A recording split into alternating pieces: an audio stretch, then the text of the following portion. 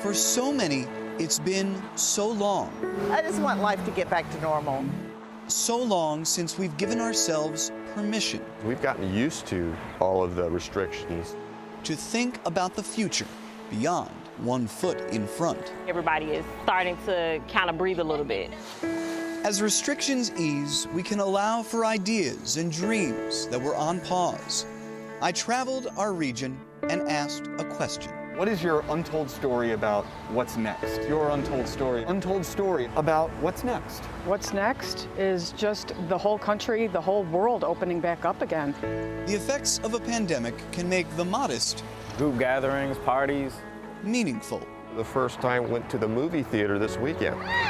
Our connections cherished. So you are not from Atlanta. We're not from Atlanta, I'm from Rochester, New York. Bill Pearson and his wife Lori hadn't visited Atlanta in 2 years.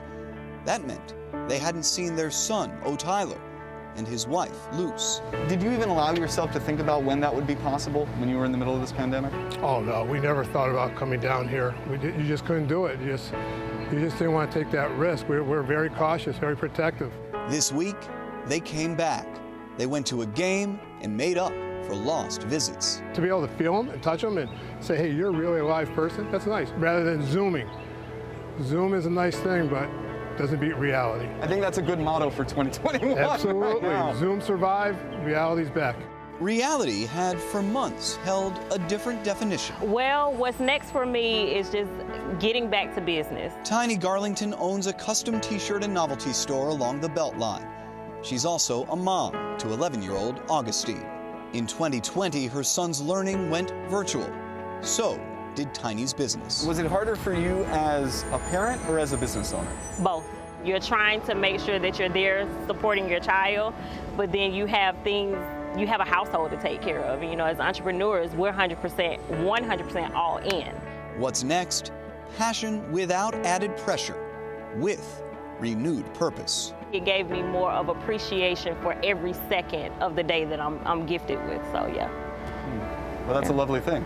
Yeah, it's an awesome thing.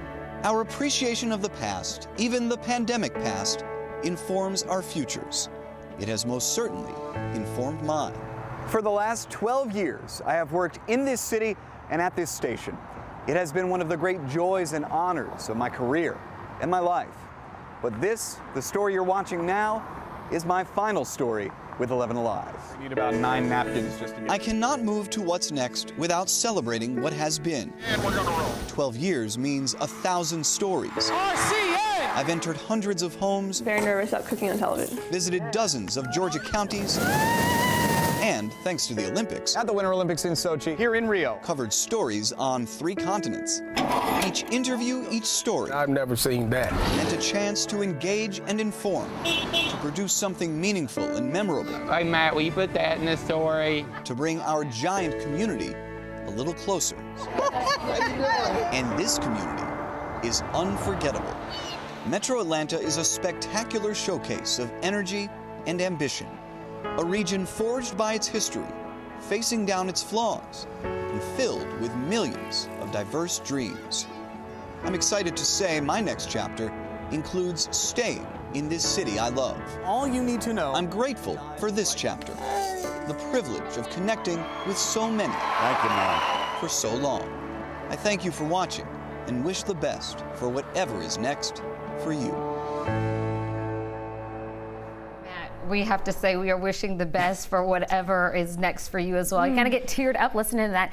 It has been so long, and we are just going to miss you so much, your storytelling, your leadership in the newsroom, and your guidance as well. Matt, I Yes. hate goodbyes. I mean, we've been through this pandemic. I've been looking forward to spending some time with you, sharing these great stories. We would always talk about New York and food and babies, and you know, I was like, okay, he's back in the studio, but now he's leaving. And, you know, all of these untold stories that you've shared with us, we want to just say thank you and give our viewers a little bit of the untold story of Matt Pearl. You will always be remembered by us for your kindness, your heart, your compassion, your smarts, your beautiful way of telling stories.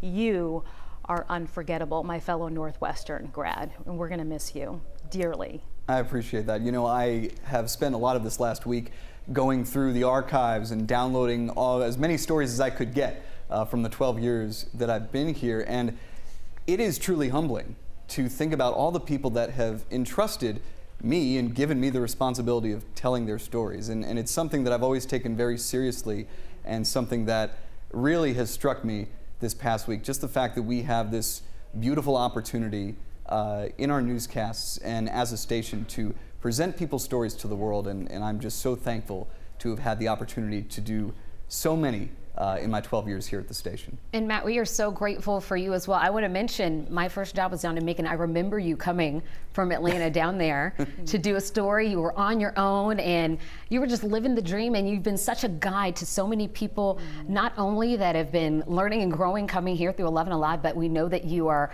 such a resource, a teacher for so many other people throughout the country with your skills and your passion for journalism as well. So we really wish you the best, and we truly appreciate you. Thank you so much. Kisses and a big hug. We'll be right back.